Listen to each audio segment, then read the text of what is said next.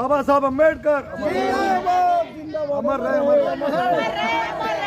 बाबा साहब अम्बेडकर, बाबा साहब अम्बेडकर, हाथ उठा के बोलो, बाबा साहब अम्बेडकर, बाबा साहब अम्बेडकर, जय भीम, जय भीम, जय भीम।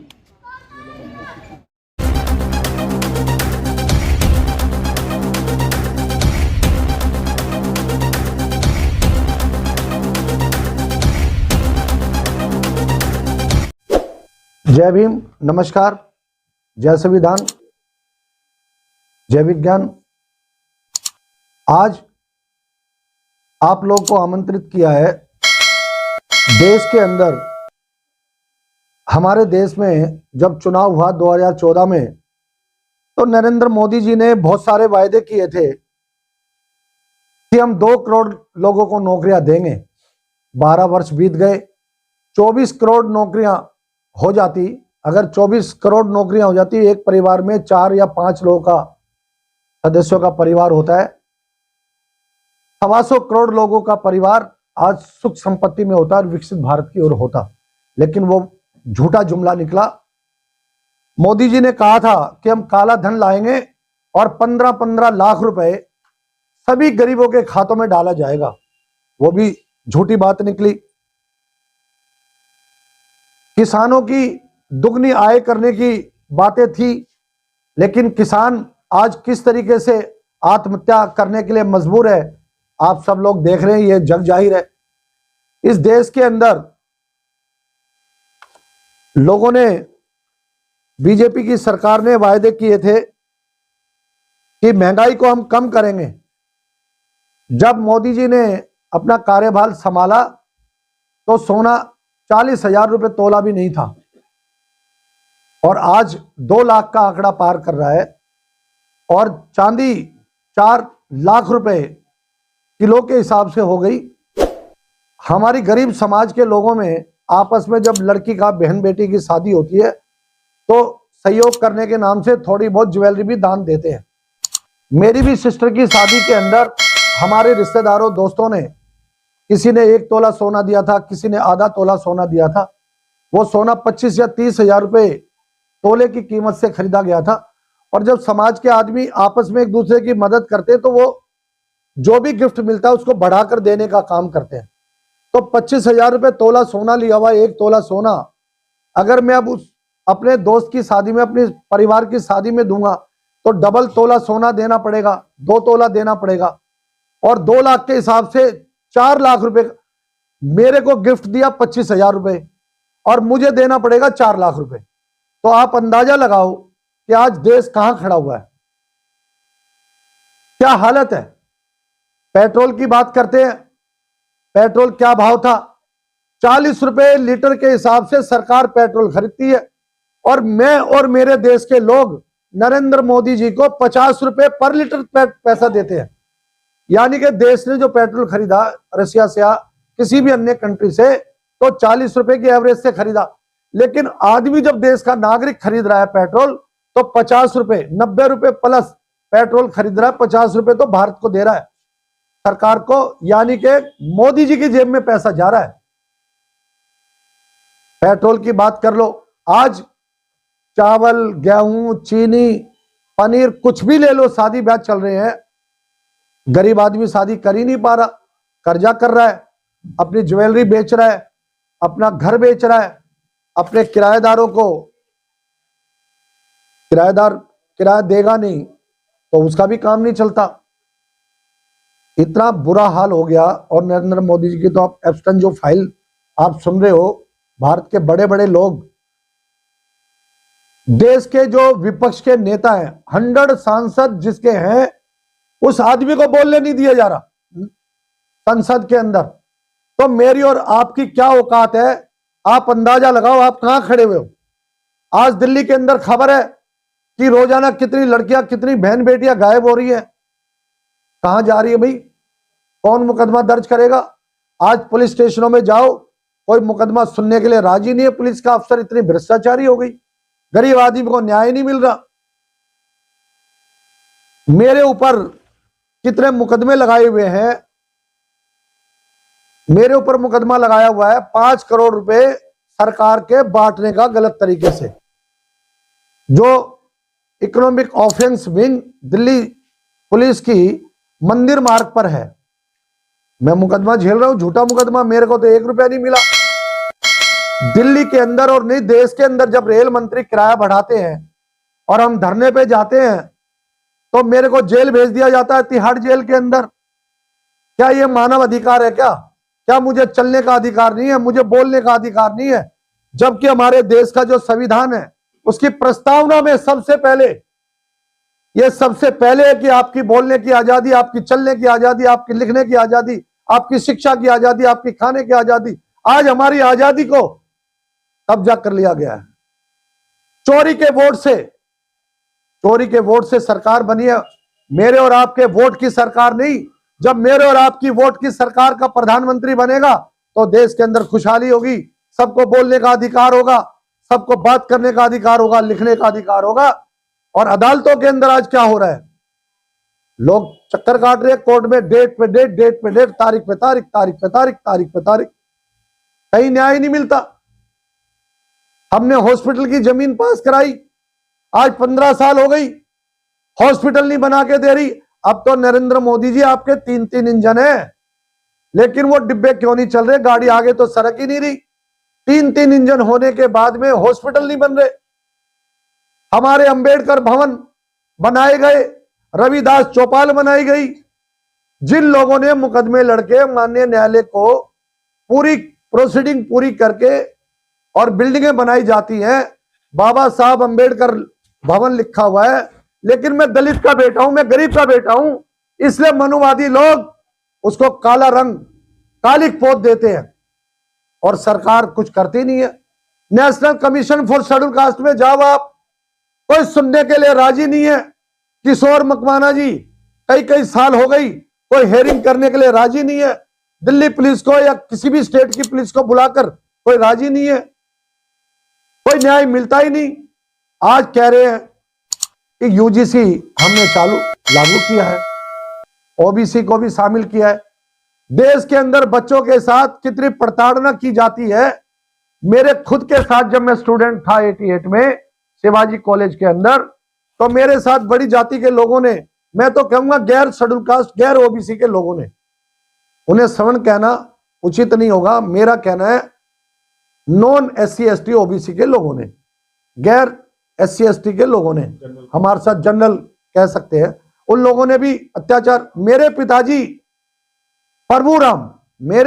प्रभु राम जिन्होंने जीवन भर मोची का काम किया, पेटी लटका कर पटेल नगर में, देश में कहीं से भी पूछ लो, अगर मैं उनको ये बात बताता कि मेरे कपड़े उतार लिए बड़ी जाति के लोगों ने, तो मुझे कॉलेज ही नहीं भेजते।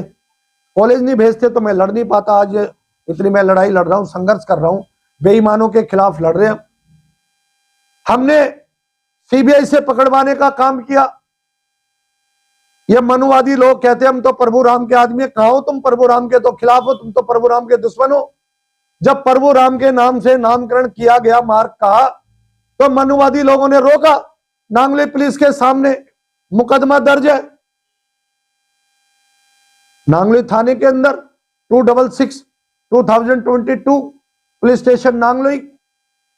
ये प्रभु राम के आदमी कहां है? प्रभु राम का बेटा तो मैं हूं, और ये प्रभु राम मेरे पिता हैं। इस बात का CBI में भी रिकॉर्ड है, ED के अंदर भी रिकॉर्ड है, इनकम टैक्स डिपार्टमेंट में भी रिकॉर्ड है, दिल्ली पुलिस में भी रिकॉर्ड है, और अन्य राज्यों में भी मुकदमा इस बात के सबूत है। तो नरेंद्र मोदी जी, हम चाहते हैं, और ये आंदोलन पूरे देश में नहीं विश्व के अंदर ये शुरू होगा। नरेंद्र मोदी जी, आप अपना इस्तीफा दे दो, आप देश को नहीं चला सकते। सिर्फ जुमलेबाजी आपका काम है, आपको धोखा देना है।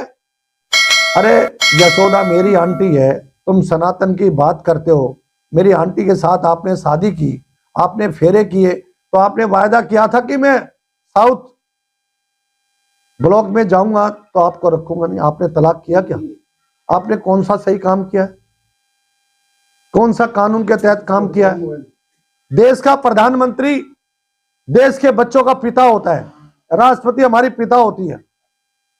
हमारे देश का हमारा पिताजी नरेंद्र मोदी मेरी माता के साथ शोषण करता है, उसको एक दिन रखता नहीं अपने साथ में। क्या दुख बात नहीं है? ऐसा आदमी क्या सनातन कहलाने का लायक है? देश के अंदर आज गौ माताओं को माता बोलने वाले लोग, ये सरकार गवों को कटवा कर व्यापार कर रही है, उनसे मोटा दान लेकर और गैर कानूनी काम कराने का काम करती है। क्या ऐसी सरकार जो है जानी नहीं चाहिए? हमारी मांग है, दलितों की, मुस्लिमों की मांग है कि इस देश का प्रधानमंत्री झूठा, मक्कार, धोखेबाज, दगाबाज, जुमलेबाज है। या तो इस्तीफा दे दो, नहीं आने वाले समय पे विजय चौक पर हम सब लोग, देश के नागरिक, हमारी बहन बेटियां विजय चौक पर आकर विजय का तिरंगा, भारत का झंडा लहराने का काम करेंगे। और नरेंद्र मोदी जी, आपके बस का नहीं है देश संभालना, आप इस्तीफा दे दो। आप जुमलेबाजी करते हो, गरीबों को परेशान करने का काम किया है। आप झूठे वायदे कर रहे हो कि विकसित भारत बनेगा, कोई विकसित भारत नहीं बनेगा। इस देश को जुमलेबाजी देना बंद कर दो, धोखेबाजी करना बंद कर दो, और अन्यथा हम विजय चौक पर आकर आपके खिलाफ बिना किसी हथियार के, बिना किसी डंडे के, बिना किसी झंडे के, हम दलित समाज के लोग, इस देश के मूल निवासी विजय चौक पर आकर आपसे इस्तीफा मांगेंगे। और अगर आप इस्तीफा नहीं दोगे तो आपको गद्दी छोड़नी पड़ेगी, और आपने जो भी रास्ते अपने तैयार कर लो, आपको देश छोड़ना पड़ेगा, गद्दी छोड़नी पड़ेगी। हम लोगों ने इतनी लड़ाई लड़ी है कि आज हमारे पास एक रुपया नहीं है लड़ाई लड़ने के लिए। मैं देश के आदरणीय मूल निवासियों से कहता हूं कि अगर हमारा ये प्रस्ताव, हमारा आंदोलन ठीक है, तो मैं आप लोगों से 10 रुपए की मांग करता हूं। ये हमारा भीम बटालियन का QR कोड है, UPI है। मैं आदरणीय साथियों से कहूंगा कि इसको रिकॉर्ड कर ले और इसको वायरल करें, और हमारी बात को आगे ज्यादा से ज्यादा लोगों तक ये बात पहुंचे और ये आंदोलन आगे बढ़े। और अन्यथा देश के अंदर कितनी आत्माएं हत्याएं हो रही हैं, कितने बच्चों के साथ कितने अत्याचार हो रहे हैं कॉलेजों के अंदर, कितने हमारी बहनें आज मुकदमे के लिए भाग दौड़ कर रही है, लेकिन उनके मुकदमे दर्ज नहीं हो रहे। आपको देश छोड़ना पड़ेगा, और देश को हमारे, मैं नहीं कहता चतर सिंह रछोया बने मुख्यमंत्री, प्रधानमंत्री, मैं कहता हूं देश का वो नागरिक बने जो देश को चलाने की क्षमता रखेगा।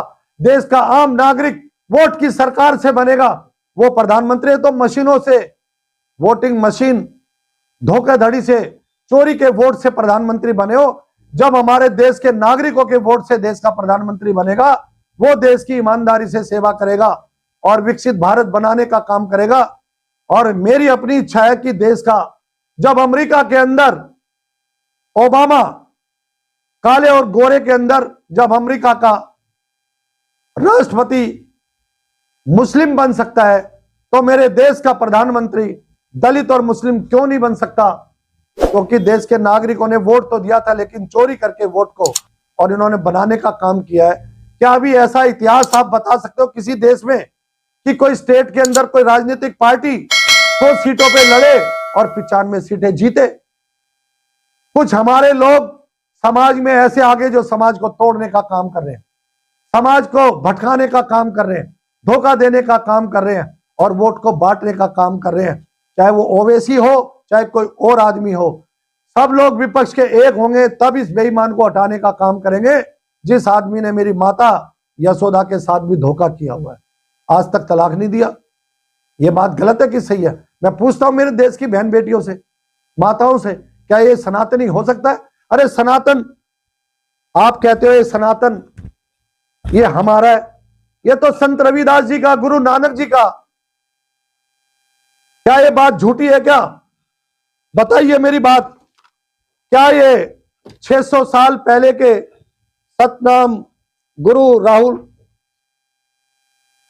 गुरु नानक जी, गुरु अंगद देव साहब, गुरु अमरदास साहब, जिन लोगों ने अपने बच्चों की शहादत दी, गुरु रामदास, ये भी दास, इन लोगों के जो हमारी ड्रेस कोड कह सकते हैं अंग्रेजी में, जो हमारी भगवा, इसको आरएसएस के लोग बोलते हैं कि जिनका 100 साल अभी हुए भी नहीं, जो हजारों साल से चलता आ रहा है।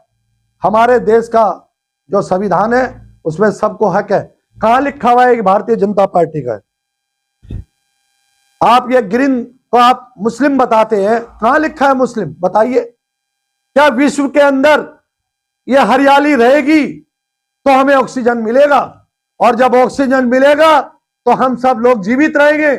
उसमें ना हिंदू है, ना मुस्लिम है, ना सिख है, ना ईसाई है, ना प्रधानमंत्री भी उसी कैटेगरी में आता है। और मेरा पिता प्रभु राम भी जो मोची का काम करता रहा जीवन भर, उसको भी ये हरिया चाहिए। आप ये नीला कबूतर बताने का काम करते हैं। बेईमान लोगों, कहां है कबूतर? इस पे लिखा हुआ कहां है नीला रंग? ये तो बाबा साहब ने ये हरा रंग, जब डॉक्टर ऑपरेशन करता है तो इस हरे रंग के अंदर, इस नीले रंग के अंदर जो हमारे डॉक्टर्स होते हैं, जिनको हम भगवान बोलते हैं, सचमुच में भगवान जिंदा आदमी होता है। एक फोटो, एक कागज का टुकड़ा भगवान नहीं हो सकता। हमारी आस्था हो सकती है, हम उनका सम्मान करते हैं, हम किसी धर्म के जाति के खिलाफ नहीं है। विचारधारा की बात है। आज विचारधारा, बाबा साहब की विचारधारा से देश चलेगा, संविधान से देश चलेगा। ये पंच तत्व हम सब लोग आखिरी समय में भी पंच तत्व में विलीन होते हैं। तो मेरे देश के मेरे आदरणीय साथियों, मेरे मूल निवासियों, आप लोग समझो, रेल का किराया बढ़ता है तो चतर सिंह रछोया को जेल, तिहाड़ जेल में जाना पड़ता है। जब चतर सिंह रछोया 5 करोड़ रुपए गरीबों की बेटियों को, बुजुर्ग महिलाओं को, बुजुर्ग बेसहाराओं को बांटने का काम करता है, तो उसके ऊपर दिल्ली पुलिस मुकदमा दर्ज करता है और उसकी इंक्वायरी 5 साल हो गई, आज तक इंक्वायरी पूरी नहीं हुई। कर दो, मुझे जेल में भेज दो। आप मेरा विकास तो कर नहीं सकते, मुझे पर्यावरण तो दे नहीं सकते। आज भी ग्रेड 2 लगा हुआ है। आज 5 फरवरी है और ग्रेड 2 लगा हुआ है। कहां है वो तीनों इंजन? मेरे खिलाफ मुकदमा दर्ज कर देते हैं। मैं धरना प्रदर्शन करता हूं, मेरे खिलाफ सरकारी ऑफिसर लिख देते हैं, इसलिए तो मुझे तंग कर दिया। मैं जब तक जिंदा रहूंगा भ्रष्टाचारियों तो मैं पीटता रहूंगा। और 2 लाख रुपए मैंने रंगे हाथों पकड़वाने का काम किया। सीबीआई के अंदर मुकदमा दर्ज है, आज भी 2 लाख रुपए सीबीआई के अंदर है। और जब भी कोई मुझे रिश्वत देगा या रिश्वत देने की या लेने की पेश करेगा, सीबीआई के लोग भ्रष्ट हैं, फिर भी मैं उनके खिलाफ कार्रवाई करने की मांग करूंगा। मुझे न्याय नहीं मिल रहा। क्या मेरे देश के लोगों, इस न्याय दिलाने में आप मेरा साथ दोगे क्या? मैं 10 रुपए की भीख मांगता हूं आप लोगों से। भीम बटालियन का QR कोड की रिक्वेस्ट करता हूं। मुझे केवल 10 रुपए की भीख चाहिए। करोड़ों रुपए खर्च हो गए। नरेंद्र मोदी को हम पत्र लिखते हैं, कोई जवाब नहीं आता। तालगढ़ स्टेडियम में हमने कार्यक्रम किया, 5100 तलवारें बांटी गरीबों से पैसा इकट्ठा करके, लेकिन नरेंद्र मोदी जी के चिट्ठी का जवाब नहीं आया। मेरे भाई बहनों, ये देश के प्रधानमंत्री ऐसे होते हैं क्या? देश के प्रधानमंत्री और भी बहुत रहे, मैं नाम लूंगा तो लोग कहेंगे फलाने का है, फलाने का। देश का प्रधानमंत्री सबका प्रधानमंत्री होता है, देश का गृह मंत्री सबका गृह मंत्री होता है। ये थोड़ी किसी के ऊपर बलात्कार लग गया, बीजेपी का आदमी है तो उसकी बेल हो गई, और गरीब के बेटे के साथ झूठा भी मुकदमा हो गया तो वो जेल में गया। तो मेरे आदरणीय साथियों, मेरी प्रार्थना है कि नरेंद्र मोदी को हटाओ और देश के अंदर दलित और मुस्लिम को प्रधानमंत्री बनाओ। इस मुहिम में हमारा साथ दो। और 10 रुपए की भीख हमने मांगी है। अधिक से अधिक संख्या में लोग अपने साथियों से, अपने परिवार से, अपने दोस्तों से, अपने जानकारों से, अपने मिलने वालों से, अपने साथियों से 10-10 रुपए की हमारे को मदद करने का काम करें। जब आप 2 लाख रुपए सोना खरीद सकते हो, जब आप पेट्रोल 1 लीटर पेट्रोल के लिए 50 रुपए मोदी को दे सकते हो, तो मेरे देश के लोगों, मैं हाथ जोड़ के निवेदन करते हो, क्या भीम बटालियन को, अंबेडकरवादियों को, आपकी बात को, आवाज को आगे ले जाने के लिए 10 रुपए की भीख नहीं दे सकते? हाथ जोड़ के निवेदन है, इसमें आप जो भी आप तन मन धन से हमारी मदद करें। और जिस दिन हम आपका आह्वान करेंगे विजय चौक के लिए, आप उसमें अधिक से अधिक आप स्वयं भी आए, अपने रिश्तेदार को भी लाएं, अपने साथ में काम करने वालों को भी लाएं, अपनी बहन बेटियों को, चाची ताई बुआ फूफी मामी नानी काका फूफा मामा मामी साला जीजा सबको, दामाद को भी लेके आए, तब ये नरेंद्र मोदी हटेगा। और हम जब तक इसको हटा नहीं देंगे बेईमान को, हम सोएंगे नहीं। चैन से बैठेंगे नहीं, है वायदा आप लोग। अरे आपने बयान दिया कि आपके साथ भेदभाव होता है, क्या अगली जातियों के साथ भेदभाव नहीं होता सर? देखो जी, मेरे साथ होता है वो मुझे जानकारी है, अगली जाति वाला बताएगा उसके साथ क्या होता है। हमारे तो प्रभु राम का जब मार्ग का नामकरण किया गया तो अगली जाति के लोगों ने विरोध किया। अब जिस आदमी ने विरोध किया उसका बेटा एक्सपायर हो गया, तो हमने कहा कि अब पोते को ये पालेगा, इसको सजा दे दी। हमने तो कोर्ट को लिख के दे दिया, चीफ जस्टिस ऑफ इंडिया के ऊपर जूता फेंक के मारा जाता है और मेरे देश का आईपीएस ऑफिसर आत्महत्या करता है, तो उसके साथ अत्याचार हुआ है, अगली जाति के लोगों ने किया है। अगली जाति के साथ क्या अत्याचार हो रहा है? देश की सारी जमीन उनके पास, देश की सारी नौकरी उसके पास, बिना रिजर्वेशन के लिए भ्रष्टाचारी है ना, उसके साथ क्या अत्याचार हो रहा है? कोई अत्याचार नहीं हो रहा। सर आप लोग कहते हैं मौनवाद मुर्दाबाद, ब्राह्मणवाद मुर्दाबाद, वो भी तो अपमान है उनका। नहीं, हम ब्राह्मणवाद मुर्दाबाद नहीं करते, हम कहते हैं अपराधी मुर्दाबाद।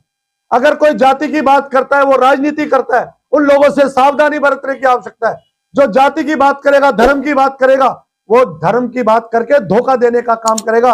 और ये मनुवादी लोग, मैं कह सकता हूं, ये धर्म की आड़ में मंदिरों को तोड़वा नहीं रहे, मस्जिदों को तोड़वा नहीं रहे। जहां इनको आरएसएस की बिल्डिंगों को पार्किंग की आवश्यकता है, हमारे रविदास मंदिरों को तोड़वाने का काम करते हैं। और कुछ लोग ऐसे हो गए जो जानबूझ के रात को आजकल तोड़वाने का काम करते हैं और सुबह आके खड़े होकर कहते हैं मंदिर तोड़वा दिया, धोखा देने का काम कर रहे। ऐसे लोगों को जो जेल भेजना चाहिए।